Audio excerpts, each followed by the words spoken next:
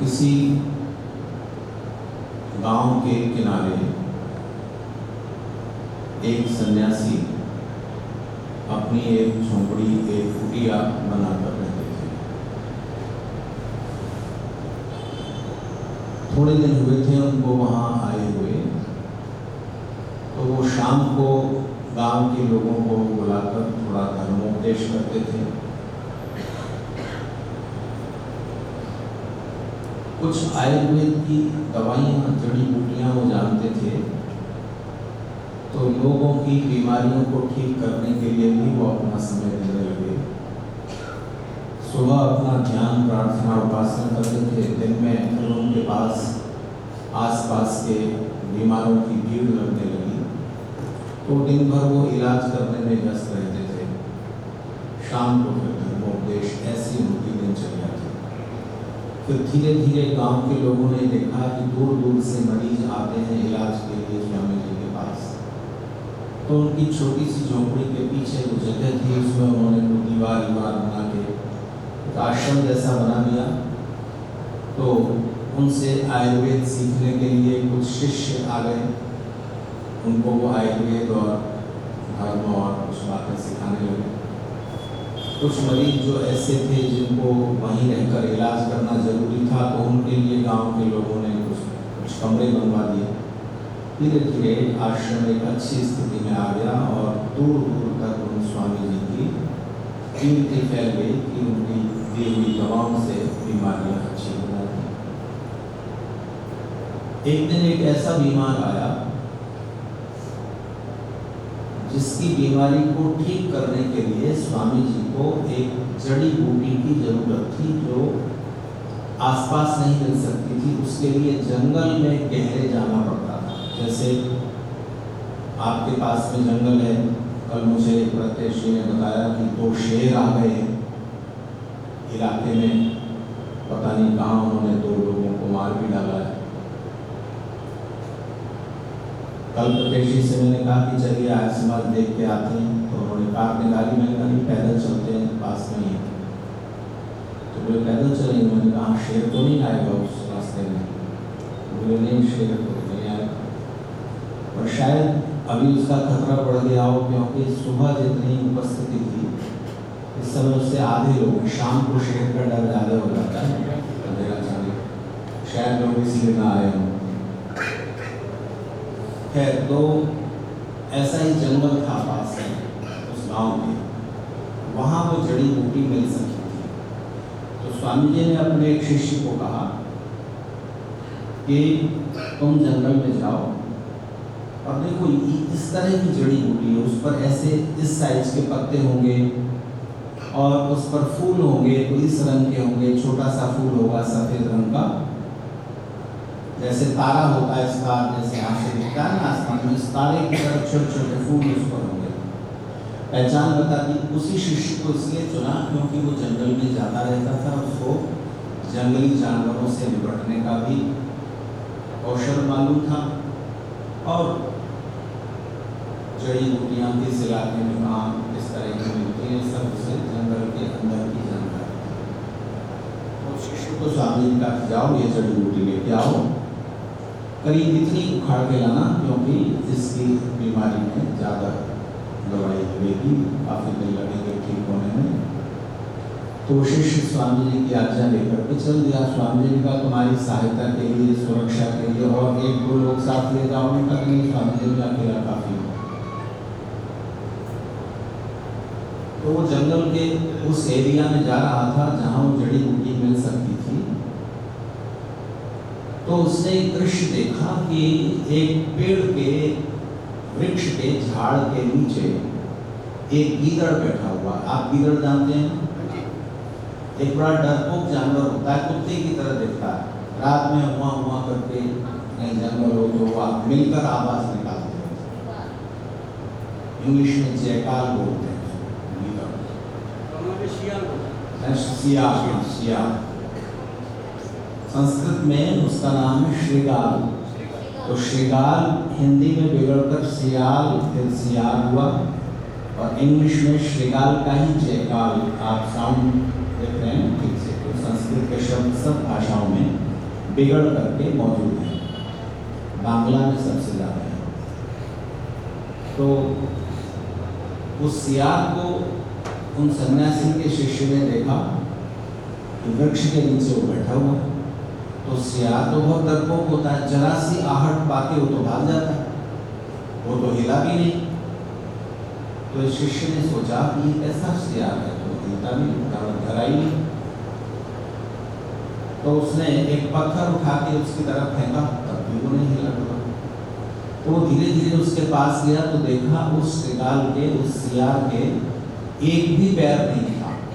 चारों पैर या तो थे ही, उगे ही नहीं थे, या किसी दुर्घटना से खत्म हो गए थे। एक भी पैर नहीं था। जब एक भी पैर नहीं तो ये चलता कैसे होगा? चलता नहीं तो ये खाता पीता कैसे, जिंदा कैसे है? तो वो सोच ही रहा था कि तब तक झाड़ियों में सरसराहट हुई और चिड़ियों ने अलग अलग तरह की आवाज निकालना शुरू की। आपको मालूम है जंगल में हिंसक जानवर, मांसाहारी जानवर 20-25% होते हैं, 100 में 25, बाकी 70-75 शाकाहारी होते हैं। तो ये जो हिंसक जानवर हैं, मांसाहारी जानवर, ये जंगल के सफाई कर्मचारी हैं, क्योंकि जो शाकाहारी प्राणी हैं वो मरेंगे। तो अब जंगल में नगर पालिका तो है नहीं, वो उन शव का जो लाशें हैं उन शाकाहारी प्राणियों की वो सड़ेंगी, उनसे बीमारियां फैलेंगी, तो जंगल में तो जीवन खत्म हो जाएगा। तो ये मांसाहारी प्राणी जैसे ही कोई शाकाहारी प्राणी मरता है, इनको गंध आ जाती है, पहुंच जाते हैं और उसका मांस खा के साफ कर देते हैं, तो बीमारी नहीं फैलती। लेकिन ये अनावश्यक रूप से लालच में, आलस में आकर भी कभी कभी घास चरते हुए प्राणियों को मारने की कोशिश करते हैं। तो इस तरह से रक्षा की व्यवस्था है ईश्वर की ओर से प्राकृतिक रूप से कि जैसे ही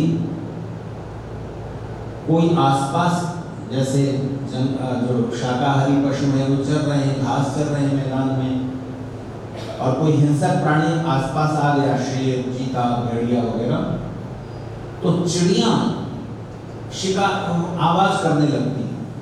सामान्य आवाज नहीं होती, वो अजीब आवाज करती है और मिलकर चिल्लाती हैं। तो उन शाकाहारी प्राणियों को पता लग जाता है कि चिड़ियां इस तरह से बोल रही हैं, जरूर कुछ खतरा है, तो वो सब भाग जाते हैं।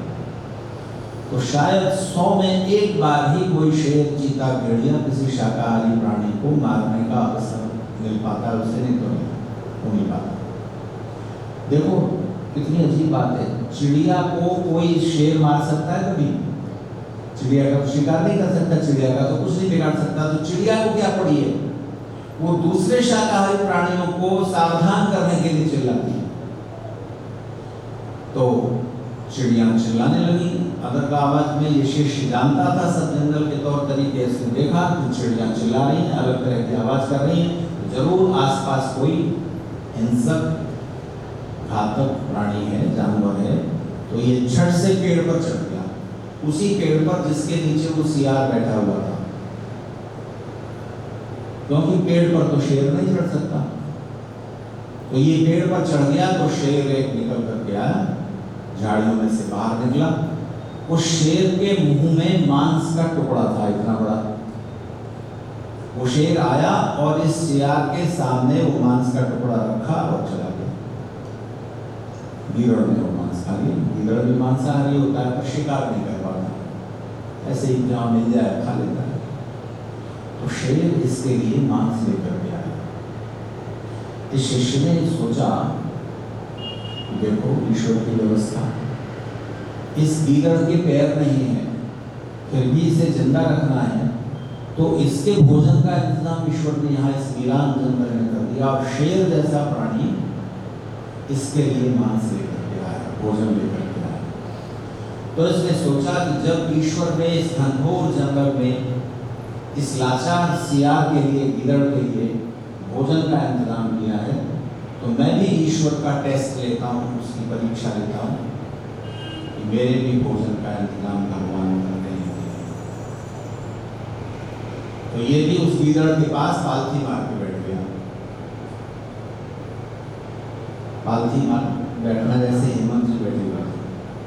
अब मेरे घुटने में कुछ कुछ 1-1.5 साल से दर्द शुरू हो गया। बहुत पहले चोट लगी थी, ठीक हो गई थी, लेकिन फिर कुछ एक मसाज करने वाले ने एक्यूपंक्चर एक्यूप्रेशर कुछ करके घुटने को ऐसे तोड़ा मोड़ा कि उसमें दर्द बढ़ गया। तो मैं नीचे नहीं बैठ पाता, तो मैंने अपने लिए मेरे लिए इंतजाम कर दिया समाज के अधिकारी।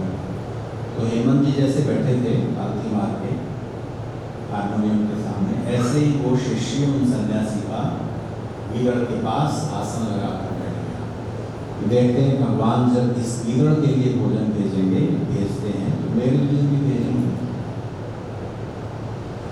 बैठा रहा शाम हो गई, इसके लिए तो भोजन कोई नहीं लाया। शेर आ गया फिर से शाम का भोजन गीदड़ को देने के लिए। तो जैसे ही शेर आया ये फिर से पेड़ पर चढ़ गया। शेर चला गया तो फिर नीचे आ गई। रात में नींद थोड़ी आई थोड़ी नहीं आई, डर के मारे थोड़ा सो गया। उसके बाद दिन हुआ और ये इंतजार करता रहा कि मेरे लिए भोजन आएगा। इसके लिए तो भोजन नहीं आया, लेकिन शेर लगातार आता रहा। भोजन के समय दोपहर को आ गया गीदड़ का भोजन लेके, और शाम को फिर आ गया। ये शाम को जैसे ही शेर आता ये पेड़ पर चढ़ जाता, शेर के जाते ही पेड़ से नीचे आ जाता। मेरे लिए भी भोजन आए, भोजन नहीं आया। 3 दिन बीत गए। 3 दिन बीत गए, इसके लिए कोई भोजन नहीं लाया। तो उधर सन्यासी को चिंता हुई गुरु जी को कि कहाँ रह गया। इतना बड़ा काम तो नहीं था कि 3 दिन लग गए तो कहीं किसी शेर ने चीते ने खा न लिया हो, या बहुत दिन से छुट्टी मांगता था गुरु जी घर हो जाऊं, पता नहीं घर चला गया हो। लेकिन फिर भी फर्ज बनता है कि ढूंढे तो सही जंगल में जाके, कुछ गड़बड़ तो नहीं हुई है उसके साथ। बीमार पड़ गया हो, चोट लग गई हो, घायल पड़ा हो, चल नहीं पा रहा हो। तो स्वामी जी अपने साथ 2-3 आदमियों को लेकर और रोशनी वगैरह, दीपक, मशाल, ये सब इंतजाम करके, लाठी डंडा सब इंतजाम करके चले। तो ढूंढते वहाँ पहुँच गए कि पालथी मार के ऐसे बैठा हुआ था। तो स्वामी जी का क्या हुआ तेरे को, यहाँ बैठा हुआ है, वहाँ वो मरीज के लिए दवाई का इंतजार कर रहा हूँ, दवा लेके नहीं आया। मिली नहीं जड़ी बूटी देने को, नहीं मिलती तो तू तो आ जाता, यहाँ बैठ गया, क्या बात है। तभी झाड़ियों में सरसराहट हुई, चिड़िया बोली, ये चिल्लाया गुरु जी जल्दी से ऊपर चढ़ जाओ, शेर आ रहा है। तो ये सब पेड़ पर चढ़ गए। शेर आया, वैसे ही मांस का पीस मुंह में दबाए हुए गीदड़ के सामने रख के चला गया। तब सब नीचे उतरे। तब इस शिष्य ने कहा स्वामी जी ये घटना 3 दिन से मैं देख रहा हूँ। पहले दिन जब मैं यहाँ आया तो मैंने देखा एक गीदड़, इसके एक भी पैर नहीं, आप देखो इसके एक भी पैर नहीं, ये चल नहीं सकता, ये नहीं सकता। तो इसके भोजन का इंतजाम भगवान ने शेर के द्वारा कर रखा है। शेर आता है, इसका भोजन देके चला जाता है। तो मैंने सोचा कि भगवान मेरे लिए भी यहाँ भोजन का इंतजाम करेंगे। जब इस सियार के लिए भोजन का इंतजाम कर दिया हमने, तो मेरे लिए भी भोजन का प्रबंध कर देंगे। तो मैं 3 दिन से बराबर बैठा हूँ। शेर आता है तो मैं पेड़ पर चढ़ जाता हूँ, फिर नीचे आ जाता हूँ। मेरे लिए कोई भोजन नहीं लाया, 3 दिन से भूखा हूँ। आप कुछ लाए थैली में, उन्हें खिला दो, बहुत भूख लगी। तो स्वामी जी हंसे और उसको कहा कि पागल, तूने अपनी तुलना सियार से क्यों की, गीदड़ से क्यों की कि तेरे लिए कोई भोजन लाए? तू शेर से अपनी तुलना क्यों नहीं कर सका कि तू भोजन लेने वालों में क्यों बनता है, भोजन देने वालों में शामिल हो? तो तेरे मन में ये इच्छा तो हुई कि भगवान का परीक्षण करें, उनका टेस्ट लें कि मेरे लिए भी भोजन भगवान भेजेंगे। तेरे लिए क्यों भेजेंगे? क्यों भेजना चाहिए तेरे लिए भगवान को?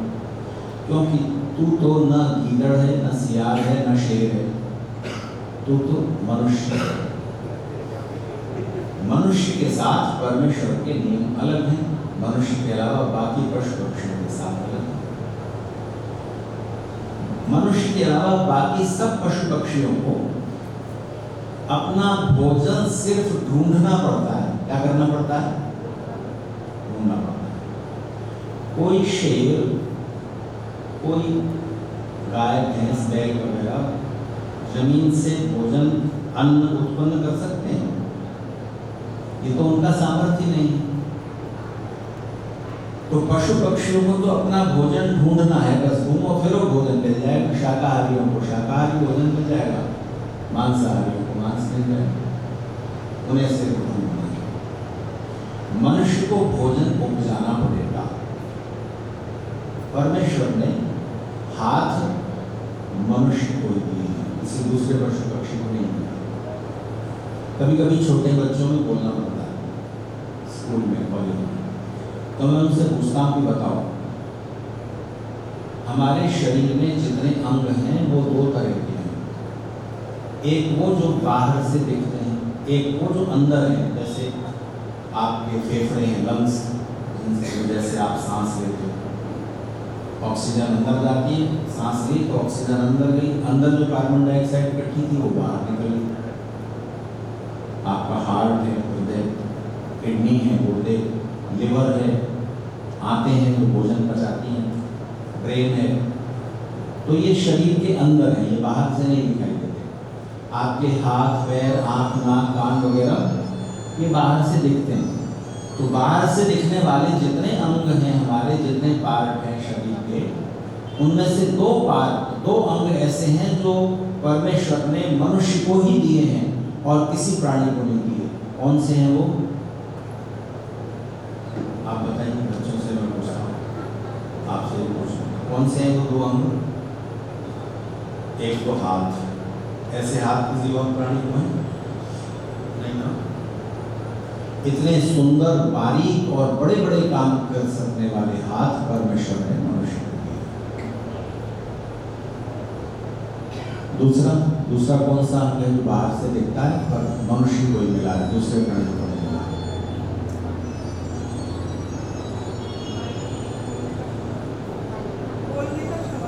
हाँ, बोलने की शक्ति, पावर ऑफ स्पीच, ये मनुष्य को ही मिला है। आवाज निकालने की कैपेसिटी तो दूसरे प्राणियों के पास भी है। चिड़ियाँ अलग तरह की आवाज निकालती हैं, शेर अलग तरह से गुर्राता है, कुत्ता अलग तरह से भौंकता है, लेकिन उनके पास लैंग्वेज नहीं। आप अपनी जीभ को, होठों को अलग अलग तरह से टच करके, होठों को जोड़कर अलग करके आप 63 तरह की, 62 या 63, 62 या 63 टाइप की आवाजें निकाल सकते हैं। जीभ को आप इधर टच करते हैं, च तो आप जीभ को दांतों के साथ थोड़ा टच करते हैं। प फ प फ बोलते हुए आपको होठों को मिलाकर अलग करना पड़ता है, प फ प फ। तो इस तरह से आप 62-63 तरह की ध्वनियाँ बोल सकते हैं। उन ध्वनियों को मिला जुला कर ही दुनिया भर की भाषाएं बनती हैं। वो हमने चीज़ों के नाम अलग अलग रख लिए हैं। इसको खंबा कहते हैं, बांग्ला में क्या बोलते हैं, संस्कृत में स्तंभ कहते हैं, इंग्लिश में पिलर बोलते हैं, ठीक है। आकाश को आसमान, आकाश ये नाम रख लिया, इंग्लिश में स्काई कहेंगे। धरती को भूमि कहेंगे, पृथ्वी कहेंगे। तो अलग अलग भाषाओं में वस्तुओं के संसार में जितनी चीज़ें दिखाई देती हैं हमने नाम रख लिया। तो ये दो अंग हैं जो परमेश्वर ने मनुष्य को विशेष दिए। अंदर दिखने वाले जो पार्ट हैं, अंदर जो बाहर से नहीं दिखाई देते, जो अंदर हैं, उनमें से 2 पार्ट ऐसे हैं जो परमेश्वर ने मनुष्य को विशेष रूप से दिए।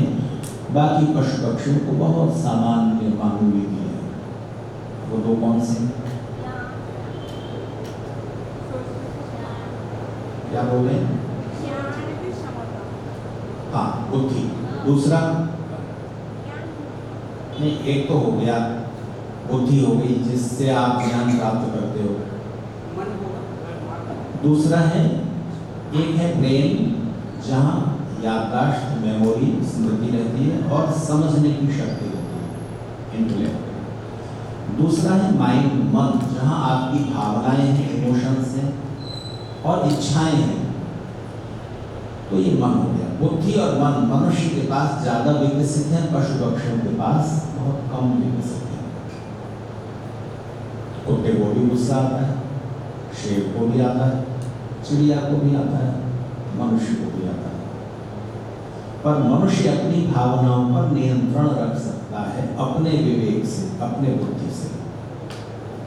जीवन की सफलता का आधार है कि मन की भावनाओं और इच्छाओं पर बुद्धि का नियंत्रण रखें। आज दोपहर के भोजन में कोई स्वीट डिश थी? मिठाई थी ना? कौन सी थी? जलेबी। मैंने प्रत्येश जी से और उनकी मम्मी से पूछा कि बांग्ला भाषी लोग यहाँ रहते हैं और बंगाल के लोगों ने जो जितनी मिठाइयों का आविष्कार किया है उतनी स्वादिष्ट मिठाइयाँ धरती के किसी हिस्से पर नहीं है। तो आप तो तरह तरह की मिठाइयाँ बनाना जानते हैं और खाते खिलाते हैं। तो जलेबी खाते हुए, रसगुल्ला खाते हुए, मिष्टी दोई खाते हुए जितना जीभ कहे उतना खाना चाहिए या जितना बुद्धि कहे भाई और भी तो खाएंगे, सारी जलेबियां हम ही खा लें? ये मनुष्य ही सोचेगा। ये विवेक मनुष्य के पास है। इतनी ना खाओ कि हमारा पेट ही खराब हो जाए। तो बुद्धि का नियंत्रण मन की हर इच्छा पर रखना चाहिए। हर इच्छा पूरी कीजिए, लेकिन बुद्धि का नियंत्रण रखते हुए। तो बुद्धि का नियंत्रण रखकर हमें 3 बातें ध्यान में रखनी होती हैं। किसी भी सुख को हम उठा रहे हैं, सुख पाने की इच्छा होती है, दुख से बचने की इच्छा होती है। इच्छा 2 ही तरह की है मुख्य रूप से, सुख देने वाली चीज को पाने की इच्छा और दुख देने वाली चीज से बचने की इच्छा हर जीवात्मा में। तो मनुष्य के साथ ही मर्यादा है कि सुख देने वाली चीजों को पाइए, और ये ध्यान रखिए दूसरे के हिस्से की छीन कर मत लेना। यहाँ बुद्धि का, समझदारी का, इच्छा पर नियंत्रण चाहिए। अन्याय से दूसरे का हिस्सा छीन करके अपना सुख प्राप्त न करें, नहीं तो इसका दंड फिर ईश्वर की व्यवस्था से मिलेगा। दूसरी बात जो ध्यान रखने की है कि उस सुख को अपनी मेहनत से प्राप्त करें, पर उस सुख का उपभोग इतना ज़्यादा न करें, इतनी जलेबी न खाएं, इतने रसगुल्ला न खाएं कि हमारा ही पेट खराब हो जाए। दूसरी बात ये ध्यान रखने की। तीसरी बात ये ध्यान रखने की है कि संसार के सुख तो बहुत सारे हैं, उन सुखों को पाने में इतना न डूब जाए कि इन शरीर की इच्छाओं से बड़े सुख भी मनुष्य जीवन में पाए जा सकते हैं, पाए जाने चाहिए। परोपकार का आनंद है, ज्ञान का आनंद है, प्रेम का रस है, कलाओं का आनंद है, ईश्वर की प्रार्थना उपासना का आनंद है। तो इनको पाने में जिसने समय नहीं लगाया उसने मनुष्य जीवन का अपमान किया, ऐसा समझना चाहिए। तो मन की इच्छाओं को पूरा कीजिए, लेकिन बुद्धि का नियंत्रण रखते हुए। भावनाएं प्रकट होना चाहती, बाहर निकलना चाहती। गुस्सा मन में आया किसी पर तो आप गुस्सा निकाल देना चाहेंगे, पर अगर वो आपसे ज्यादा बलवान हुआ तो आप अपने विवेक से नियंत्रण रख लें और ये सोचें कि मुझसे ऐसी गलती हुई होती तो मैं अपने साथ कैसा व्यवहार किया जाना पसंद करता।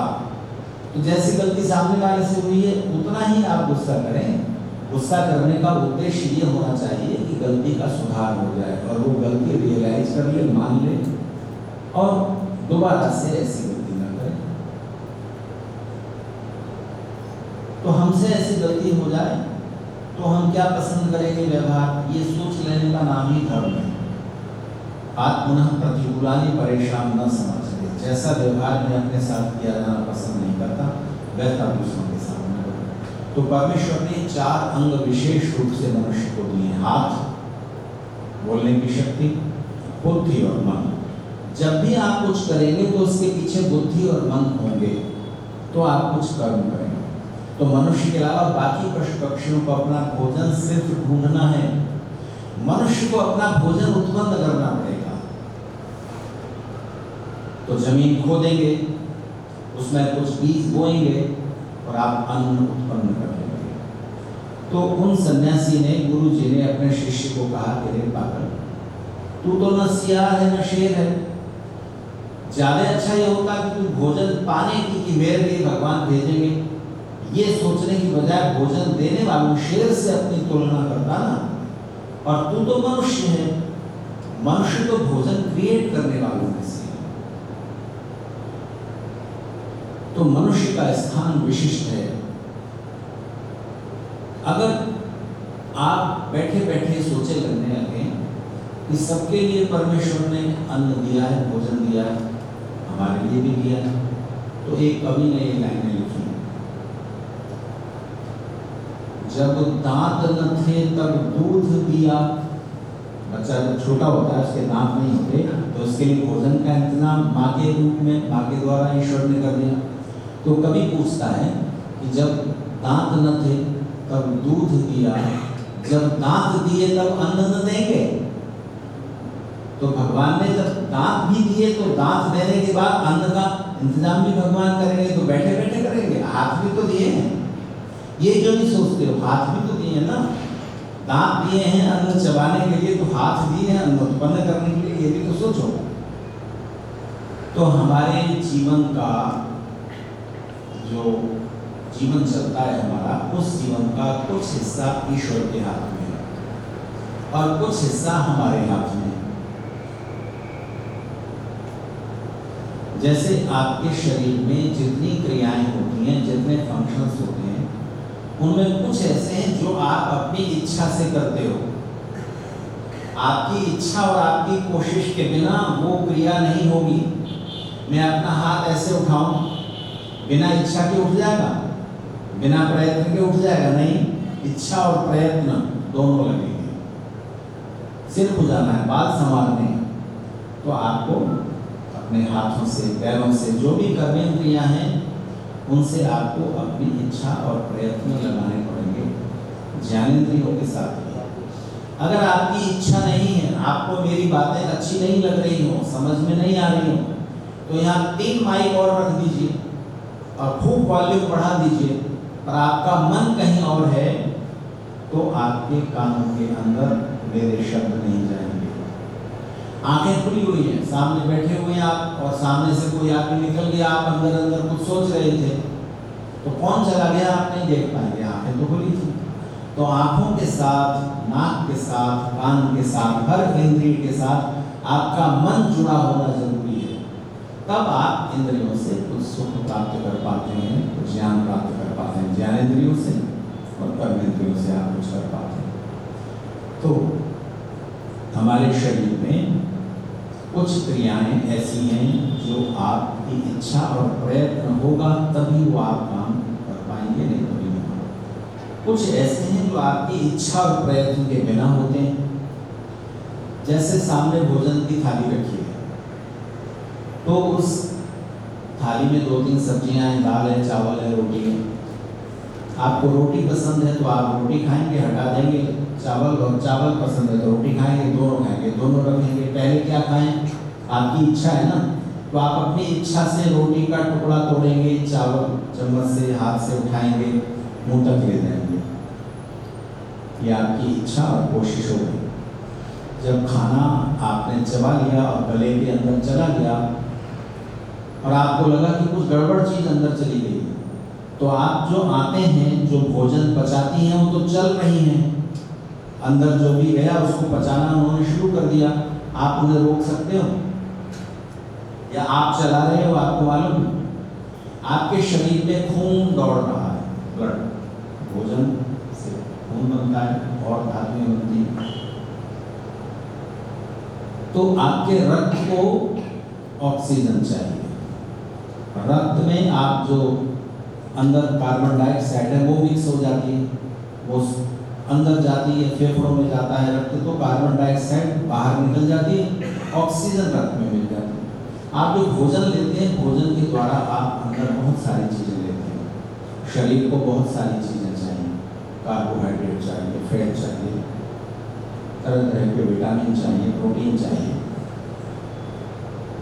तो आपके भोजन में कुछ चीज़ें ऐसी हैं जो जीवन के लिए बहुत जरूरी है, जैसे यूरिया। यूरिया अगर आपके शरीर में ज़रूरत से ज़्यादा हो जाए तो प्राण चले जाएंगे, कम हो जाए तो भी मृत्यु हो जाएगी।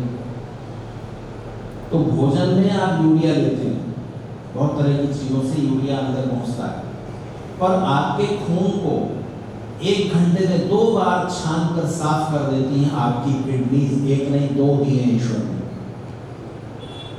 आपका खून हर आधे घंटे में 1 बार छान कर साफ हो जाता है। उसमें जो बेकार की चीजें थी वो किडनी बाहर निकाल देती है, और जो चीजें जरूरी हैं शरीर के लिए वो शरीर से बाहर नहीं जाने देती, वो अंदर सुरक्षित रख लेती है। यूरिया अगर ज्यादा पहुंच रहा है शरीर में तो यूरिया को बाहर कर देंगी पेशाब के रास्ते। और अगर भोजन आप भोजन में कम यूरिया ले रहे हो, ऐसी चीजें खा रहे हो यूरिया कम पहुंच रहा है, तो रिजर्व में रखेंगी कि आप उस दिन तक भोजन ऐसा ले रहे हैं तो आपका जीवन चलता रहे। ये काम आप करते हो? बताओ कौन करता है? अगर आपकी किडनी की जो छलनियां हैं, जो ब्लड को हर घंटे में 2 बार छान के साफ कर रही हैं, उनको नेफ्रॉन्स कहते हैं। अगर उन छलनियों को सुलझा करके आप फैलाएं तो 80 किलोमीटर तक फैल जाएंगी। इतना इंतजाम ईश्वर ने आपके शरीर को, जीवन को चलाने के लिए किया है। और ये कौन चला रहा है बोलो? किडनी जब ब्लड को छान कर साफ कर रही है, उनका फंक्शन गड़बड़ हो जाए, जीवन खत्म हो जाए, हार्ट काम करना बंद कर दे, हर मिनट में कितने गैलन ब्लड को वो छान के साफ कर रहा है।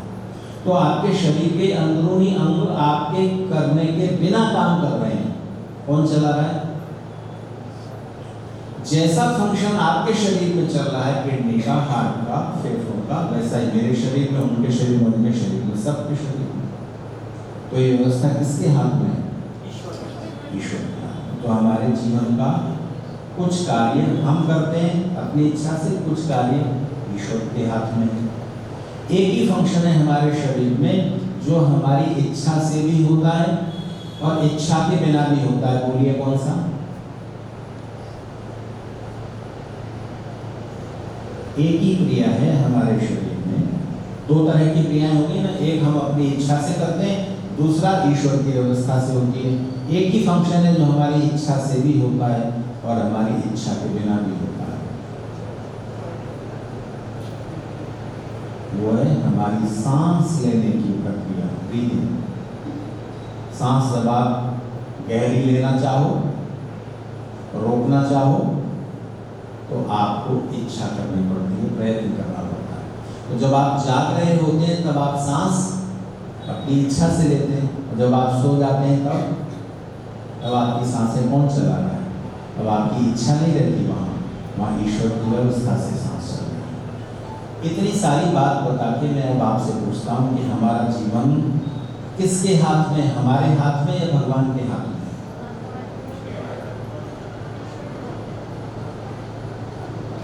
ईश्वर के हाथ में कि हमारे हाथ में? आपके हाथ में। तो बहुत सारी स्थितियों में आपके हाथ में नहीं भी होता।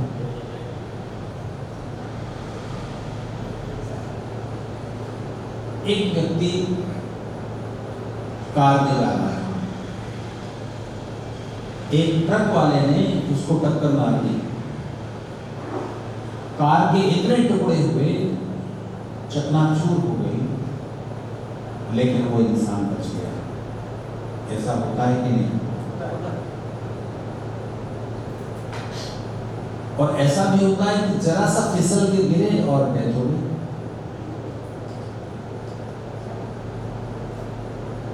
अभी 13 फरवरी को मैं एक विवाह समारोह में था, तो जिस लड़की की शादी हो रही थी, उस लड़की की बहन जिसकी शादी हो चुकी थी, उस बहन के पति फेशियल कराने के लिए गए कि भाई शादी में शामिल होना है। अब स्त्रियां तो सजती संवरती थी, अब पुरुषों ने भी बराबरी करना शुरू कर दिया है। अब स्त्रियों ने कहा कि हम भी पुरुषों के बराबर हैं, हम हवाई जहाज चलाएंगे, हम मोर्चे पर लड़ने के लिए भी जाएंगे। तो स्त्रियों ने कहा, पुरुषों ने कहा कि ठीक है, हम भी फेशियल कराएंगे। तो फेशियल कराने गए थे, बेचारे की शादी में हम जरा और अच्छे दिखे। फेशियल कराने गए और पार्लर की कुर्सी पर बैठे बैठे डेथ हो गई। अब ये संयोग है कि ईश्वर ने ऐसी व्यवस्था कर रखी थी। तो आपको क्या लगता है कि भगवान ने हमारी उम्र निश्चित करी हुई है हम इतने समय तक ही जिंदा रहेंगे, इतने समय तक हमें इस शरीर में रहना है, या भगवान ने फ्री कर दिया है कि आप अपनी उम्र जितनी चाहो बढ़ा सकते हो? फ्री कर दिया।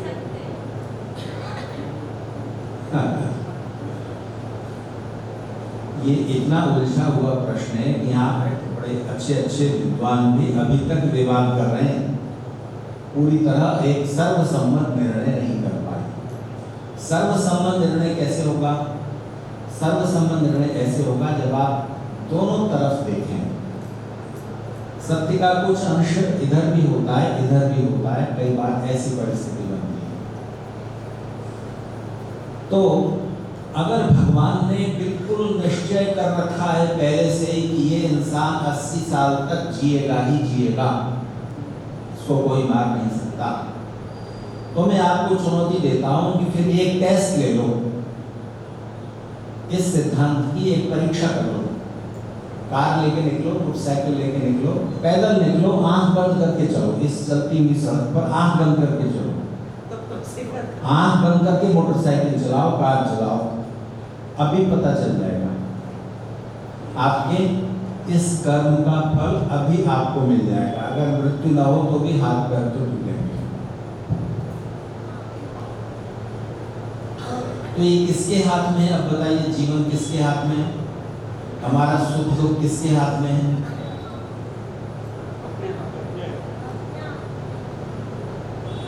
तो अगर सुख दुख सब हमारे हाथ में है तो दुख तो कोई नहीं चाहता, तो कहां से आ जाता है? कोई हमें मजबूर करता है दुख झेलने के लिए। तो हमारे इस सिद्धांत को मानिए कि हमारे जीवन का कुछ हिस्सा हमारे हाथ में, कुछ हिस्सा ईश्वर के हाथ में। तो आपके हाथ में क्या है? आपके हाथ में है वर्तमान का कर्म। अभी जो आप कर सकते हैं वो आपके हाथ में है। जो कर्म आप कर चुके वो अब किसके हाथ में है? वो अब ईश्वर के हाथ में।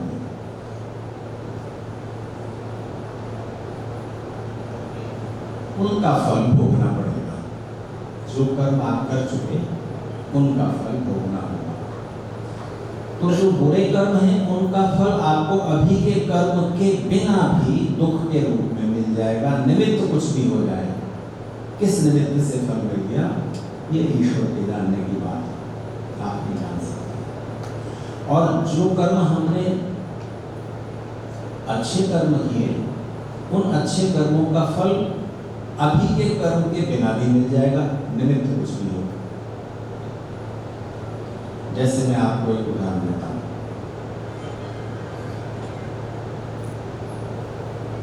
आपने आर्य समाज के कार्यक्रम में आकर 3 दिन सुना, कोई अच्छी बात आपके दिल में बैठ गई और आपने उसको जीवन में अपनाया, आपके जीवन में कुछ सुख बढ़ा और आपके जीवन की दिशा अच्छी हो गई। ये किस कर्म का फल है?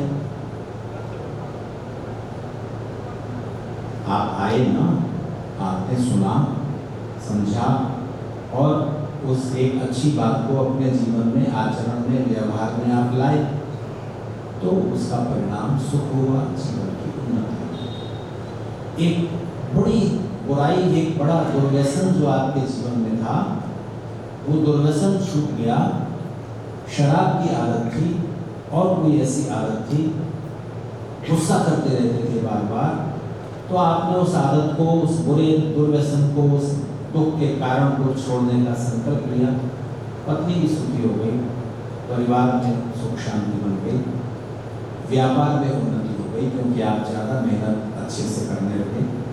तो ये आपके इस कर्म का फल था, ये पुरुषार्थ प्रयास आपने किया। एक सज्जन जिन्हें कुछ भी पता नहीं था कि आर्य समाज का उत्सव हो रहा है, जा रहे थे, आवाज आई, उन्होंने लाइट वगैरह देखी, यहाँ कुछ हो रहा है, अंदर आके बैठ गए।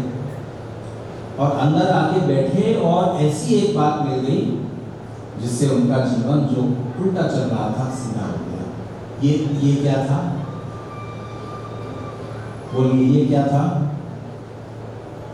अभी उन्होंने तो कोई कर्म ज्यादा नहीं किया कि वो इच्छा से सुनने आए, कौतूहल से उत्सुकता से आके बैठ गए और उसी समय एक ऐसी बात वक्ता बोल रहे थे, ऐसी बात निकली जो उनके लिए कुछ हुआ। एक डाकू था, आप में से कई लोगों ने बात सुनी होगी, मुगला डाकू, उत्तर भारत, बहुत आतंक था उसका। तो शहर में वो कहीं डाका डालना था, उसको लूट करनी थी, तो वो आया अपने साथियों के साथ, तो जल्दी आ गया। अभी रात होने का इंतजार था, 12-1 बजे उस घर में लूटना है जाके किसी धनवान के घर में। तो समय कहाँ बिताएं, तो ऐसे ही आके बैठ गया। आज समाज का कार्यक्रम चल रहा था और पंडित गणपति शास्त्री बोल रहे थे, उसको समय बिताना था, तो समय बिताने के लिए वहाँ बैठ गया था। वेश बदल के, सर्दी का मौसम, बजाय तो कंबल वगैरह ओढ़े, ऐसा मुंह छिपाए हुए बैठा रहा। तो गणपति जी ने अपने व्याख्यान में उसी समय बात कही, अवश्य में वो कर्म शुभाशुभम, जो भी कर्म आप कर रहे हो, कर चुके हो, करोगे, कर्म का फल भोगना पड़ेगा, उससे बच नहीं सकते। ये बात उसने सुनी, उसके दिल को लगी। कार्यक्रम समाप्त हुआ, वो अपने साथियों के साथ वापस लौट गया, जहाँ लूट मचानी थी, लूटना था, वो नहीं गया। अगले दिन फिर आया शहर में, जब आर्य समाज का कार्यक्रम नहीं चल रहा था, तब अकेले में पंडित गणपति शर्मा के पास गया और कहा कि मैं डाकू हूँ, डाके डालना मेरा काम है, उसी से मेरा और मेरे साथियों का काम चलता है। आप बताइए, कल रात को जो आप कह रहे थे कि फल भोगना पड़ता है, उससे बचा नहीं जा सकता, कोई तरीका नहीं है कि जो हम गलत काम कर चुके हैं उनको हम भोगने से बचना है? पंडित जी ने कहा ये कोई उपाय नहीं। सब वेदांत शास्त्र कहते हैं कि कर्म फल भोगना ही पड़ेगा, उसमें कोई उपाय। क्योंकि हमने सुना है बहुत सारे लोग ऐसा कहते हैं कि गंगा में नहा लो पाप धुल जाते हैं, वहां चले जाओ पाप क्षमा हो जाते हैं। पंडित जी ने कहा कि नहीं, वो सारी बातें गलत है। तो ये चला आया और इसने डाका डालना छोड़ दिया, सत्संग किया, स्वाध्याय किया और जीवन बिल्कुल बदल गया। तो अब आगे के लिए तो कर्म गलत नहीं कर रहे ना, बोझ कुछ तो कम कर लिया और कुछ अच्छे कर्म भी कर लिए। तो अब ये प्रश्न उठता है कि भगवान श्री कृष्ण ने गीता में कहा है, सर्वधर्मान् परित्यज्य मामेकं शरणं व्रज, अहं त्वां सर्वपापेभ्यो मोक्षयिष्यामि मा शुचः। अर्जुन को कह रहे हैं कि अर्जुन, सारे धर्म अधर्म की चिंता छोड़ के तो मेरी शरण में आ जाओ, मैं तुम्हें गारंटी देता हूं कि तुम्हें पाप नहीं लगेगा, मैं तुम्हें सब पापों से मुक्ति दिलाऊंगा। तो भगवान श्री कृष्ण की बात गलत है क्या? तो केवल 2-3-4 संदर्भ ऐसे मिलते हैं हमें प्राचीन साहित्य में, ऋषियों के साहित्य में, जहां ये कहा गया है कि पापों से मुक्ति मिल सकती है, पापों से आप छूट सकते हैं। तो कैसे छूट सकते हैं? पाप जो हो गए वो तो हो गए, उनको न हुआ कैसे कर सकते हो? तो उन पापों से मुक्ति मिल जाती है। ये बात तो जरूर है, भगवान श्री कृष्ण गलत नहीं कह रहे। तो अब आप कहेंगे कि इसको ये समझने की बात लगती है आपको, तो मैं समझाऊं, नहीं तो इसको बाईपास करके कुछ और बातें आपसे नहीं, महिलाओं से पूछता हूँ, आपको जानने की इच्छा है कि पापों से मुक्ति कैसे मिलेगी? तो आप लोग कुंभ नहाने क्यों नहीं गए? हुआ है करके आगे स्नान, तो सारे पाप धुल गए। चलिए बताइए, गंगा में नहाने से, कहीं भी नहाने से पाप तो, पानी तो शरीर को साफ करेगा ना, ऐसा कौन सा साबुन उस पानी में है जो पाप साफ कर देगा? तो एक आदमी का मैं वीडियो देख रहा था व्हाट्सएप पर, किसी ग्रुप में आया, आर्य समाज के ग्रुप में आया, कोई पौराणिक व्यक्ति बोल रहा है, अपने हिसाब से वो सोच रहा है कि मैं बड़ी समझदारी की बात कह रहा हूँ। वो कहता है कि नहीं, आप लोगों को वहां नहाकर पाप ऐसे डायरेक्ट नहीं धुलते, आपको नहीं नहाना चाहिए। आपके जो पाप हैं वो तो कहीं भी नहा लो, कहीं भी नहा लो, गंगा में कहीं भी नहा लो, तो वो पहुंचेंगे त्रिवेणी पर बहते बहते। तो वहां जो साधु संत आएंगे उन्हें स्नान करना चाहिए कुंभ में, बस सामान्य लोगों को नहीं। आप तो गंगा में कहीं भी कभी भी नहा लो, आपके पाप वहां पहुंचेंगे। और कुंभ के समय साधु संत नहाएंगे, वो पाप उनके शरीर से चिपक जाएंगे और वो फिर उनको लेके जाएंगे हिमालय में, गुफा में कहीं तपस्या करेंगे, उससे वो फिर पाप भस्म हो जाएंगे। ये उसने तरीका बताया। आपको समझ में आता है? सबके बंद हो जाएंगे। जो भी गंगा में नहाएंगे, कभी भी नहा लो, वो पाप वहाँ कुंभ के समय वहाँ इकट्ठे हैं, वो साधु संतों से अजीब अजीब बात हो। अच्छा, कुंभ में नहाने का फल तो पाप से मुक्ति नहीं है, वो तो मोक्ष प्राप्ति है, क्योंकि वहाँ अमृत की बूंदें गिरी थी। यही तो बात है ना, अमृत की बूंदें गिरी थी। समुद्र मंथन हुआ, उसमें से अमृत और विष निकला।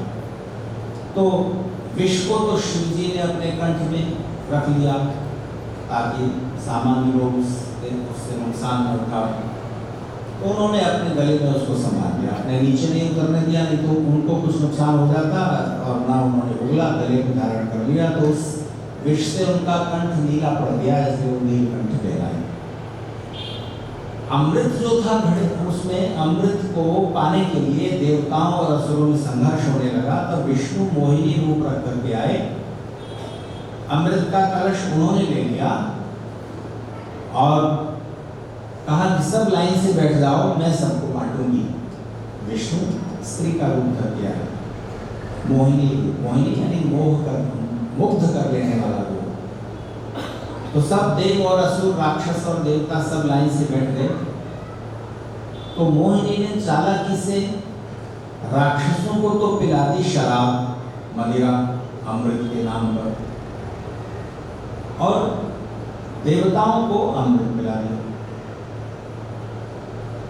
तो जब देवता और राक्षस झगड़ रहे थे उस अमृत के कलश को लेने के लिए कि हम लेंगे, हम पिएंगे, जब विष्णु नहीं आए थे, उससे पहले जब उस छीन झपट में जो कलश में से कुछ बूंदें धरती पर गिर गई, तो जहां जहां गिरी वो 4 जगह थी, उज्जैन, नासिक, हरिद्वार और प्रयाग, इलाहाबाद। तो इन 4 जगहों पर बूंदें गिरी थी। तो हर 12 साल में इन चारों जगह बारी बारी से कुंभ का आयोजन होता है। तो अब आप बताइए, ये बात सच्ची है कि झूठी?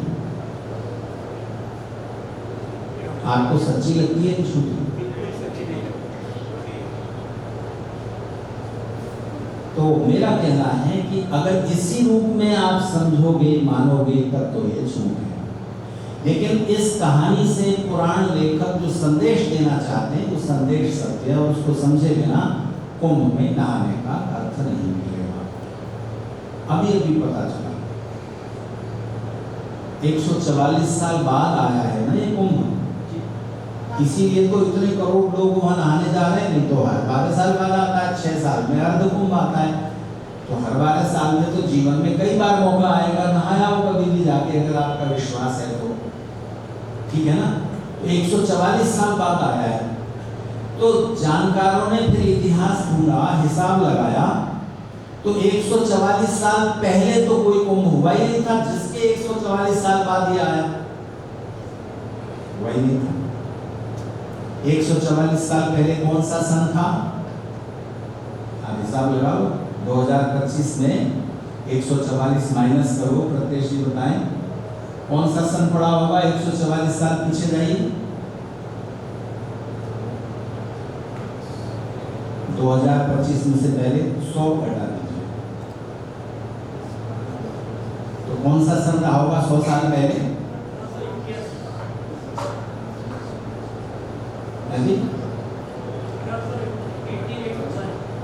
144 घटा के बता रहे हैं आप।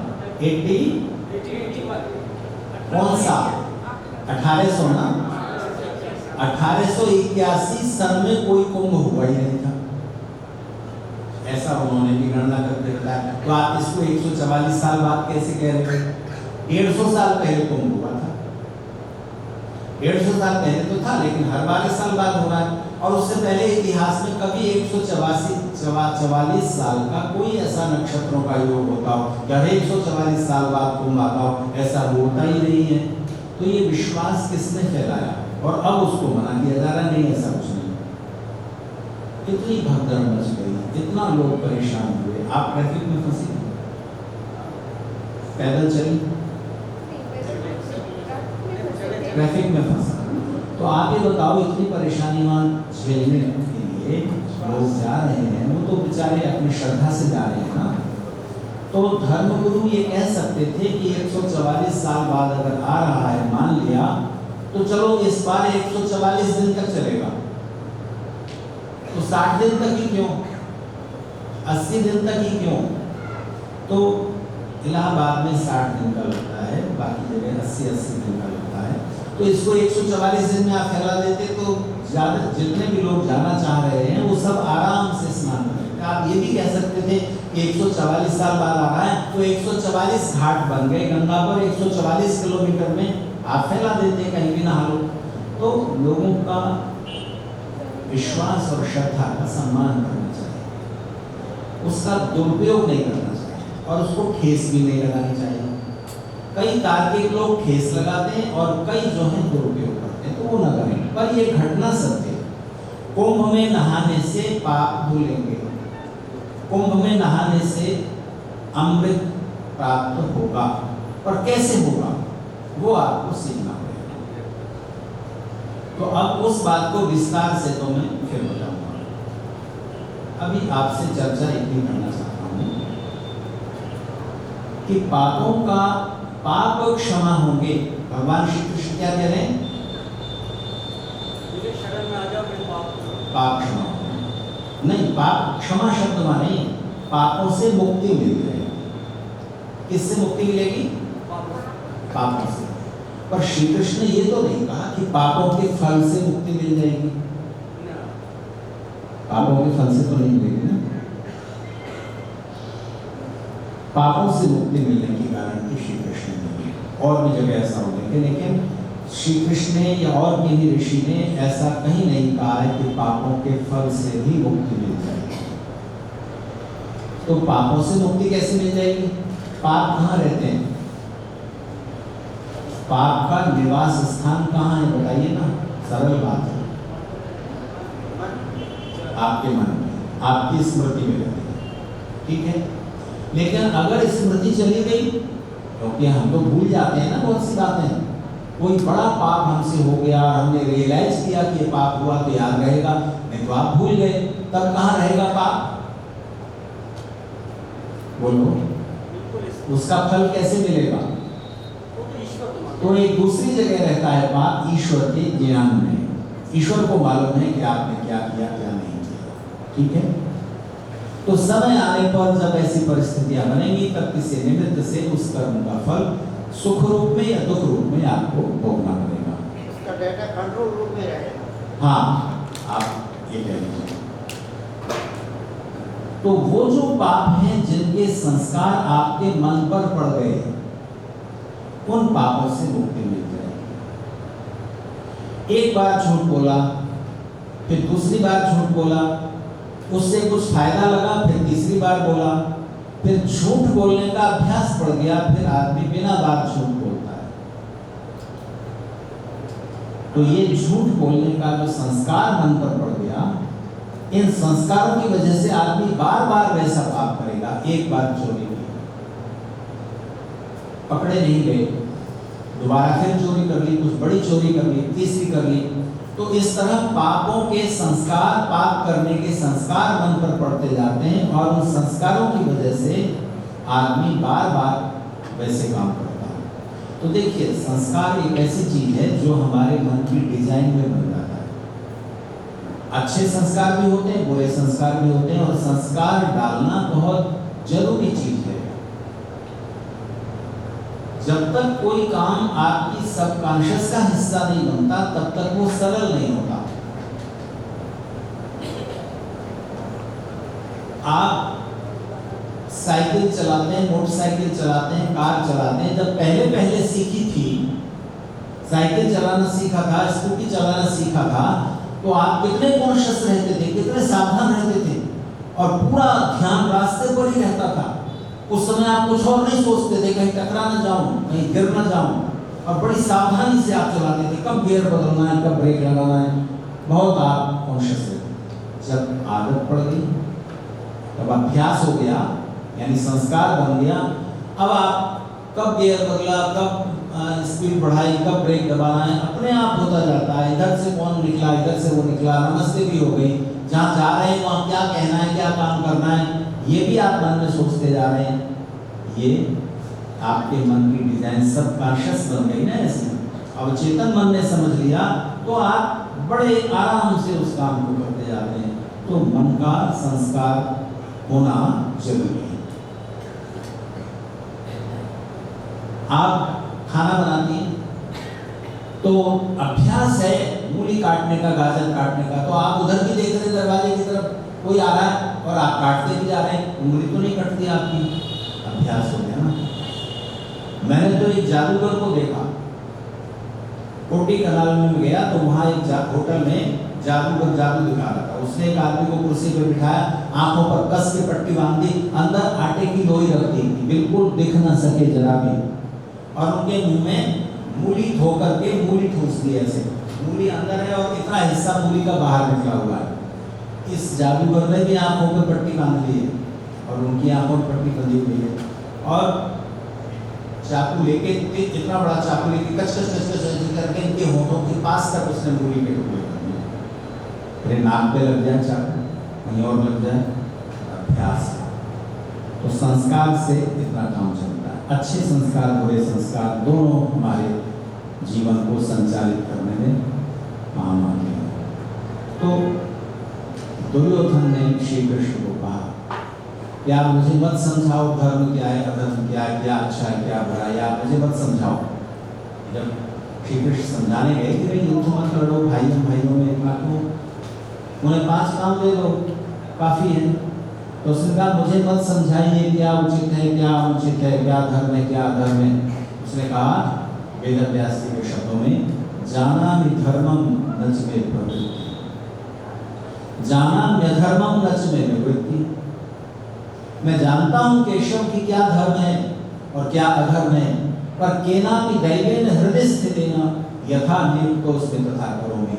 अंदर कोई बैठा है जो मुझे जबरदस्ती पाप की तरफ धकेल देता है। कौन धकेल रहा है? उसके संस्कार, अहंकार, स्वार्थ, प्रलोभन इत्यादि बहुत सारी चीजें मिक्स हो गई, संस्कार बनकर बैठ गए हैं। तो संस्कारों के वश होकर आदमी गलत काम करता है, अच्छे नहीं करता है। तो उन गलत संस्कारों से पीछा कैसे छूटे? वो पाप मुक्त हो जाएंगे, उन पापों से आप छूट सकते हो। कुंभ स्नान करने जाओ, तीर्थ यात्रा करने जाओ, वहां पर भी पापों से मुक्ति मिलती थी, अब नहीं मिलती, पहले मिलती थी। क्यों? क्या हो गया? ये हो गया कि आदमी तीर्थ यात्रा करता था तो उसके कई लाभ होते थे। हमारे प्राचीन मनीषियों ने, धर्मगुरुओं ने प्रत्येक व्यक्ति को जीवन में एक बार 4 धाम की यात्रा करने का निर्देश दिया। तीर्थ यात्रा करेंगे आप, और वो 4 धाम और वो तीर्थ जो है कहाँ है? उत्तर भारत के व्यक्ति को तीर्थ यात्रा पूरी करने के लिए दक्षिण भारत में जाना पड़ेगा, दक्षिण भारत के आदमी को उत्तर भारत में जाना पड़ेगा, पश्चिम के व्यक्ति को पूर्व में जाना पड़ेगा, पूर्व वाले को पश्चिम, उत्तर, दक्षिण सब दिशाओं में आपको घूमना पड़ेगा। एक तो सारे देश से परिचय होगा आपका, दूसरे आप जुड़ाव स्थापित करेंगे, उत्तर, दक्षिण, पूर्व, पश्चिम सब एक है, पूरा देश एक है। इस एकता को बनाए रखने के लिए उन्होंने विभिन्न क्षेत्रों में तीर्थ स्थान बनाए। प्रत्येक व्यक्ति स्नान करेगा तो स्नान करते हुए देश की जितनी नदियां हैं उन सब के नाम बोलने होंगे। उत्तर भारत का व्यक्ति गंगा और यमुना सतलुज के ही नहीं, कावेरी गोदावरी नर्मदा के भी नाम बोलेगा। इधर का व्यक्ति कावेरी गोदावरी नर्मदा के साथ गंगा यमुना का भी स्मरण करेगा। ये सारी नदियां एक हैं, हम इस देश के वासी हैं। ये एहसास जगे, एकता का भाव जगाने। दूसरा, उन तीर्थों पर पहुंचकर वहां जो सच्चे सन्यासी, तपस्वी और विद्वान ब्राह्मण हैं, उनके उपदेश सुनोगे तो उनके उपदेश से, उस सत्संग में थोड़ी देर रहने से आपके मन की वृत्तियां खुलेंगी, कुत्सित वृत्तियां खुलेंगी, वो कलुष हटेगा और आप स्वच्छ निर्मल मन लेकर के वापस अपने शहर कागज नगर लौटेंगे। ये एक मनोविज्ञान था। दुख दूर करने के लिए भी उन्होंने यही किया। अच्छा, घर में किसी की मृत्यु हो गई तो अब हड्डियां, अस्थियां जो हो गई चिता में, तीसरे दिन इकट्ठी करके कहाँ जाएंगे आप? बोलिए। कहीं बहाने जाओगे ना, तो उसके लिए स्थान निश्चित कर दिए। नासिक चले जाओ, गंगा में चले जाओ, नर्मदा में चले जाओ, गया में चले जाओ, ऐसे कुछ स्थान निश्चित कर दिए। क्यों? इससे क्या होगा? इससे उस व्यक्ति की मुक्ति हो जाएगी क्या, जिसकी मृत्यु हुई है? नहीं, ये बस यहाँ पर धर्म गुरुओं ने थोड़ा समझाने में भूल कर दी है, समझाया नहीं बात। देखो, जो व्यक्ति गया शरीर छोड़कर, उसकी सदगति किस वजह से होगी? इन्होंने उसकी अस्थियां गंगा में बहाई इसलिए होगी, और नहीं बहाई इसलिए दुर्गति हो जाएगी। कर्म कैसे भी किए हो तो ये तो अन्याय हो गया ना। उसकी इस जीवन से ज्यादा अच्छी गति किस आधार पर होनी चाहिए? न्याय क्या कहता है, बुद्धि क्या कहती है आपकी? उसने जैसे कर्म किए उसके आधार पर ही तो उसकी सदगति या दुर्गति होनी चाहिए। नीच योनियों में जाए या उच्च स्थान पर जाए, कर्म के आधार पर होनी चाहिए। किसी बहुत पापी व्यक्ति के परिवार के लोगों ने उसकी अस्थियां गंगा में बहा दी, इसलिए उसकी सदगति हो जाए। और किसी धर्मात्मा व्यक्ति के कोई संतान नहीं थी, कोई परिवार नहीं था, अकेला था बेचारा, कहीं मर गया, जंगल में यात्रा करते उसका कोई नहीं, तो उसकी अस्थियां कहीं नहीं बहाई गई तो उसकी दुर्गति हो जाए। सारे पुण्य करना बेकार हो गया ना फिर तो। ऐसा नहीं है, उसकी सदगति दुर्गति तो उस जीवात्मा के कर्म फलों के आधार पर होगी। ये जो अस्थियां लेकर के जा रहे हैं, इनकी मन की शांति का उपाय क्या है? ये घर में बैठे रहेंगे तो बराबर उनकी याद आती रहेगी, जिनसे प्यार करते थे, इनकी माँ थी, पिता थे, कोई भी थे, भाई बंधु थे। यहाँ वो बैठते थे, यहाँ वो खाना खाते थे, यहाँ रहते थे, यहाँ वो नहाते थे, ये उनके कपड़े, ये उनकी छड़ी। घर में बैठे बैठे आप उनको याद करते रहोगे, आंसू बहाते रहोगे, उस दुख से बाहर कैसे निकलोगे? तो कुछ दिन तक, 3 दिन, 4 दिन, 5 दिन, ज्यादा से ज्यादा 13 दिन तक शोक मनाने वाले लोग आए, इसके बाद खत्म। अब नहीं, अब आप बाहर निकलिए, अस्थियां लीजिए। 13 दिन से पहले भी जा सकते हैं, बाद में भी जा सकते हैं। तो अस्थियां लेके जब आप निकलेंगे, थोड़ा सा ही तो है, इतना सा वो चूर्ण वो लेके आप निकलेंगे, उससे नदी में प्रदूषण नहीं होना है, तो एक बहाना है। आप लेकर निकले कहीं भी खेत में, वृक्ष के उसमें डाल दीजिए, जाइए वहां पर। तो क्या होता है कि मन का दुख, मन के दुख को दूर करने के कई तरीके हैं। उनमें से एक तरीका है मन को डाइवर्ट करना, मन को दूसरी तरफ लगाना। तो घर में बैठे बैठे तो उन्हीं की याद में डूबे रहोगे, घर से बाहर निकलेंगे, यात्रा के कष्ट उठाओगे। पहले तो यात्रा ज्यादा कठिन थी ना, घोड़े पे जाओगे, बैलगाड़ी पे जाओगे, पैदल चलोगे।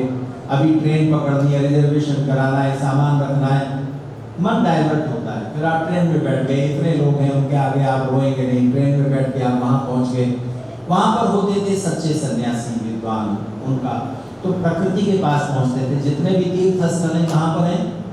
नदी किनारे, समुद्र किनारे या पहाड़ों पर। तो आप जब घर से बाहर निकलते हो तो हरे भरे पेड़, खुला आसमान, उगता हुआ सूरज, पूर्णमासी का चांद, पेड़ पौधे, प्रकृति आपके मन के दुख और तनाव को 50% तो ऐसे ही दुख तनाव कम हो जाता है प्रकृति को देख करके, उसका सौंदर्य देख करके, ईश्वर का स्मरण। इतना विराट है ईश्वर, जिसने इतना विराट और सुंदर संसार बनाया। तो ये स्वाभाविक मनोवैज्ञानिक सच्चाई है। प्रकृति के निकट आप होंगे, नदी किनारे बैठे, समुद्र किनारे बैठे, पहाड़ पर गए, आपका दुख 50% तो ऐसे कम हो गया। इसके बाद वो सन्यासियों का उपदेश सुनेंगे, उनके उपदेश से आपका मन और निर्मल हो जाएगा। जन्म मृत्यु पुनर्जन्म इत्यादि के सिद्धांत आप समझ लेंगे, हल्के होकर आप वापस लौटेंगे। ये मनोवैज्ञानिक सच्चाई है। इसके लिए व्यवस्थाएं थी, हमने उल्टा कर दिया। तो 12 वर्ष में एक बार सारे साधु सन्यासियों का एक मेला लगेगा। समय हो तो बता ही दूं सागर मंथन की कथा। जी आप बोर हो गए तो भजन शुरू करें, क्लियर कर दें, भोजन में आधा घंटा है। तो देखिए सागर का मंथन करेंगे, अमृत भी है वहां पर, विष्णु है, मंथन के बिना नहीं मिलेगा। सागर का मतलब कोई एक विराट चीज, समुद्र, जैसे समुद्र देखा है ना आपने, समुद्र का था नहीं मिलती मनुष्य को, इतना गहरा है और इतना बड़ा है। तो किसी अपार चीज को जिसका ओर छोर आप नहीं समझ पाते, उसकी तुलना समुद्र से की जाती है, सागर से की जाती है।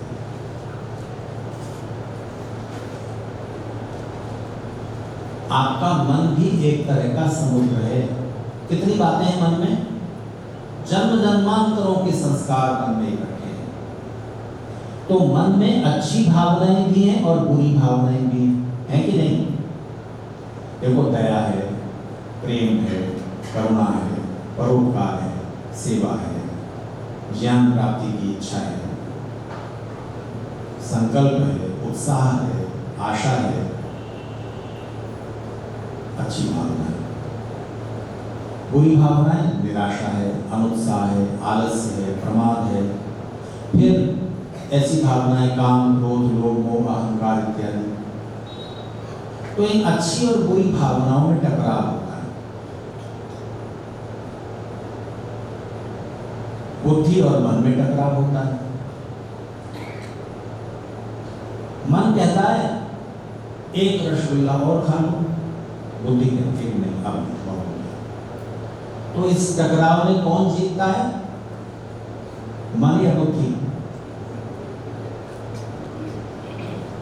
आपका मोबाइल, आपकी सोने की घड़ी, सोने की चेन यहां छूट गई, मैं यहां बैठा हूं, तो मन में इच्छा तो आएगी कि चुरा लें, किसी को संदेह नहीं होगा, कोई नहीं देख रहा, ठीक है ना? तभी बुद्धि कहेगी नहीं, जिसका है उसने मेहनत से किया है, मैं क्यों चुराऊं? अपनी मेहनत से मिलेगा तो करेंगे, ये तो गलत बात है। उसको दुख होगा, मेरी कोई चीज चुराए तो मुझे दुख होगा, इसी तरह मुझे भी दूसरे की चीज नहीं चुरानी चाहिए। तो अब ये दोनों तरह के विचार मन में टकरा रहे हैं कि नहीं? ये मंथन हो रहा है किसका? दैवी भावनाओं और आसुरी भावनाओं का, देवताओं का और राक्षसों का। देखिए राक्षस वो नहीं है जिसकी शरीर की लंबाई चौड़ाई बहुत बड़ी है, सिर पर सींग है, ऐसे बड़े विकराल रूप का, ऐसा कोई प्राणी नहीं होता है। राक्षस की परिभाषा की गई है रक्षते यस्मात्, जिससे आपको अपनी रक्षा करने की चिंता करनी पड़े। चोर, लुटेरा, जिसके मन की भावनाएं दूषित हो चुकी हैं, जिसको चोरी करने में कोई संकोच नहीं है, जिसके संस्कार बड़े प्रबल हो गए हैं, तो ऐसे व्यक्ति से अपनी रक्षा करने का विचार, कोशिश करनी पड़े, वो व्यक्ति राक्षस